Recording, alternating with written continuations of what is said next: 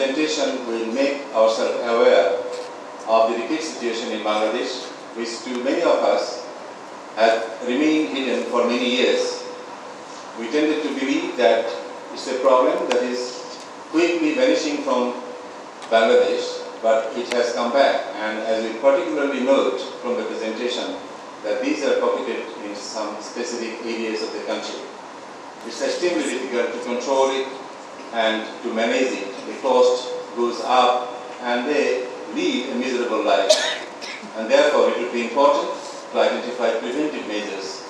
And some of the preventive measures have some commonality because this would happen mostly through educational activities, awareness activities. A single case in Bangladesh is enough to create the national sensation.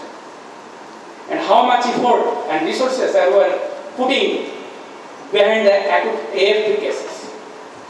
But in a particular geographical area, can you think of hundreds of children? Those are being totally disabled due to some sort of disorder. What made? So in one case, I told that let me see as calcium deficiency syndrome. Because the academic medical people, they are very resistant to take it as a rickets. Because of some academic, idea behind their brain. But we thought it as it's a disorder or syndrome that are making children disabled. Are sensitizing the mothers through courtyard training session on rickets.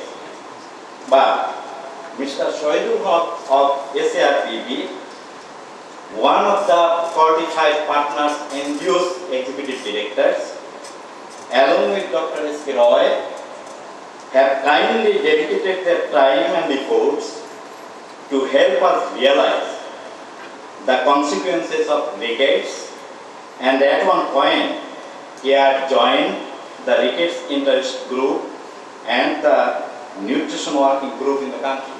National Rickets Survey, conducted by Dr. S.K. Roy and Mr. Shoidul Haq, shows the highest prevalence of rickets in the district of Sylhet and Chittagong division, among which Chakuria, Moishali and Bajar, Upazila are in epidemic situation. So we look forward to making at least 50% household aware of rickets. To prevent, we have to work on different levels, including children, their families, volunteers, and authorities. The children and their families should be provided with nutritional advice. And to materialize all the efforts, we must maintain a constant contact with the concerned authorities in the form of workshop, meeting, and awareness raising program at district and Upazila level. If we can organize and war against rickets all our might, but the volunteers, the families, the authorities will stand together, then we can certainly hope for a ricket-free Bangladesh. NNP are working now 109 Upazila in the different part of our country. We already allotted 25 lakh taka for this ricket survey purpose through government for this study. In future, all support continue to for this purpose. We will work together, and all support will continue in future. That is, prevention is always better than cure. How we will prevent the ricket? আগে যে মহিলা গর্ভবতী হতে যাচ্ছেন, pregnant হতে যাচ্ছেন, তার হেলথটা ঠিক রাখতে হবে। গুড হেলথ, গুড প্ল্যান ওয়েতে প্রেগনেন্সি হতে হবে এবং nutritional status should be maintain of that lady. Antenatal checkup during delivery and postnatal checkup এবং checkup and care should be taken.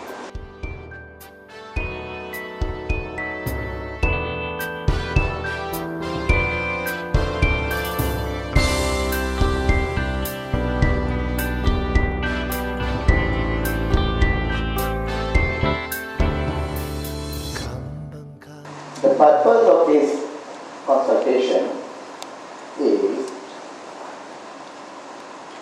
what we are working from 1991 and today, especially from 2008, we are working with the support of the UNICEF Bangladesh to prevent the rickets through nutritional advice.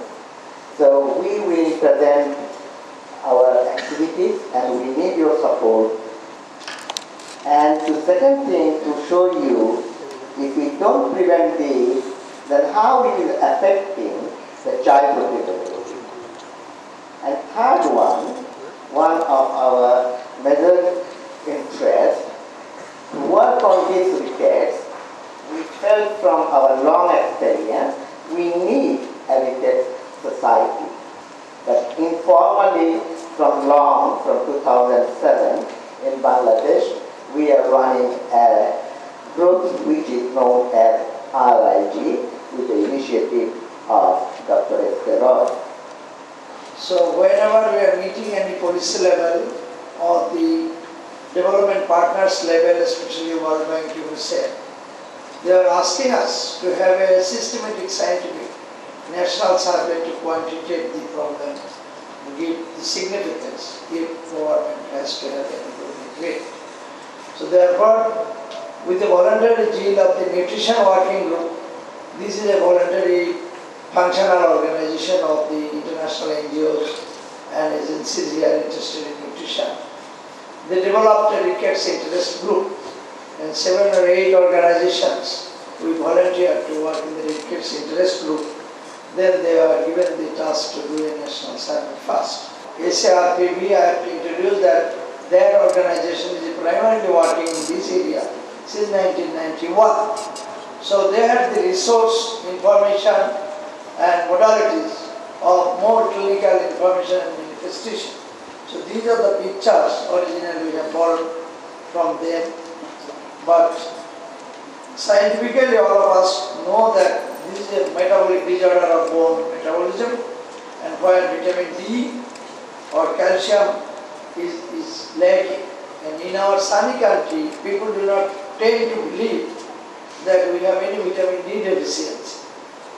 So therefore the study has got some important, and Mr. Shoidullah has shown that with giving simplistic tune in the rice cooking time may be something that is very useful.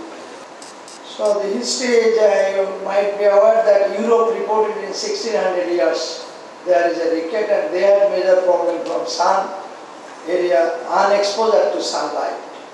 So, and sunlight on the skin produces vitamin D in the body, and vitamin D again from the food takes up the calcium and phosphate and make the strong bone and bone matrix. So that is the real essence of this pathophysiology. So they have the problem from the lack of vitamin D, may not be from lack of calcium. In Australia, Europe, rickets are also seen on the migrant population, and the sun exposed area in Asia, Africa, rickets typically manifest during the 2nd and 3rd year of life.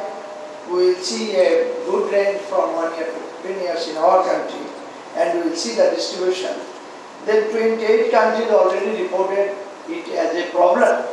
These 28 countries include Tibet, Kuwait, Ethiopia, Yemen, South Africa, Nigeria, Bangladesh, England and USA. So there are other countries also. You can see this is a borrowed from the Helen Keller's publication, and you can see that they are spread out in 6 divisions. They have the rickets, both in Rajshahi, Sylhet is higher, Chittagong is the highest, and there are some in Purnawar, Shalk and Dhaka division. So the earlier information that was helpful is still helpful, that Chokoria was reported to be a very high prevalence of rickets. I found in Cox's Bazar, Sadar and Maheshkali very high, higher than Chokoria, but still people do not know that. And I am asking because we have seen that 21% patient are deteriorating, still they are on nutrition. Do you have any idea why they are not improving but they are deteriorating? Our observation that where we advise the family to have hygienic things and to have the much more calcium-rich vegetable, and most of the cases we found that those who didn't maintaining that, in that family it is deteriorating. On the other hand, some families we didn't realize that why, though they are maintaining all the formalities, but still it is deteriorating. It needs the further investigation. What to do to see by the example of Asian countries or by the example of SARC countries, what measures they are taking about this patient. This is why you are all here for. We just present the picture of the country. We want to take it up for consideration and careful consideration. I mean, you have heard something and that jump on that is not the thing. Government moves very slowly, but when it moves a commitment. So therefore, we have presented our data in a consultation meeting. Dignitaries they are around. You will hear. It is not necessary that more poor the family is, the household is, more vulnerable the family is towards rickets. Not necessarily. The more poor, more vulnerable to rickets. In that case, how come the lack of calcium-rich food is the main reason? But the striking feature is why. Mostly we found in coastal culture the food habit. They only use the vegetables. Even in 1991, 1992, when we took the vegetables, they would, in culturally actually, their maximum food was meat, fish, and the yogurt. Even till today they don't drink much milk. We saw that there is this interventions with June. What my concern is there any risk of having any adverse effects? For example, having renal stones. I mean, is there any study or, I mean, is it tested? There is no there is no study on that with the using of the chun, whether there is any aggravation impact. But what we found that it normally, if you look at the people, those who use maximum fun, so what is the condition of their life, and those who are not using the fun, because those who use the fun, all the women, what is the strength and what is the weakness in comparison to that. It's a normal observation, but we don't have any study on that. I was just reading the executive summary, and it says here, interestingly, rickets was not identified in the indigenous population in the hill tracts. So I was wondering whether any people have looked into that. Most of the food of the tribes are vegetables and seafish, and they don't use the maximum spices and other things. That is one thing actually. And another thing, the caring during the pregnancy period and after pregnancy, the caring to the mothers is totally different from the mainland people and to the tribal and indigenous people. That is the only thing. How much awareness is there in the community? 8%. But in terms of prevention, how much awareness are there of preventing it? Is there work going on right now? It is going on. We showed that we are showing the drama. We are making a talk show. In a different way, we are going to people so that we can measure how much people are aware about the prevention.